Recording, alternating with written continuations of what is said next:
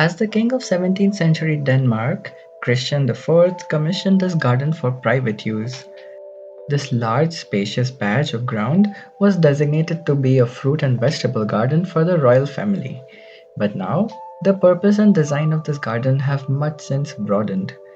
Although not far from the entrance, we quickly see the first mark that the old king left as legacy here, the statue of the lion and the horse, which depict a battle between light and darkness. Walking along these huge lime trees does impress something grand afoot, and just as it should, because this path is also known as Knight's Path, presumably for the knights of a bygone era. They must have guarded these doors to the crown jewels that are stored in this mightiful Rosenborg castle. It is surrounded by a moat, which is rather typical of a castle, and then also filled with friendly carp, which is rather atypical. But that explains the abundance of birds in this area as well. As we move towards the rose garden, which is currently not in bloom, I found the original architect's design of the area, which is almost exactly still retained here, especially those star-like motifs. We see a statue of Queen Caroline, who was the wife of Christian VIII, and is recognized for opening daycares for children, one of which is still working to this day.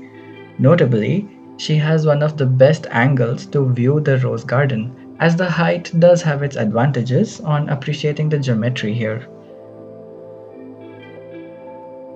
Further down the park, we see the Pavilion of Hercules, which were brought all the way from Rome by the then King Frederick, who ruled over both Denmark and Norway.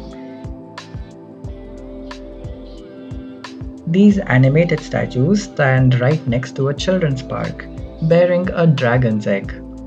This design plays into the fairy tales that surround the moat and castle next to the garden. There is no dearth of art pieces situated around the park, from fictional characters to war heroes.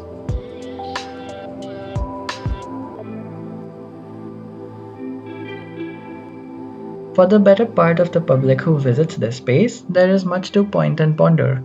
After all, some dramatic statues demand much more attention than others.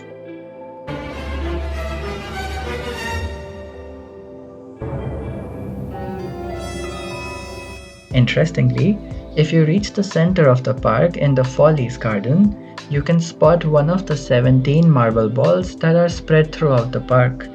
These were originally meant for a church that was never constructed. And around this, heirloom flowers and vines trace a faint scent to lure you in, perhaps to never let you escape.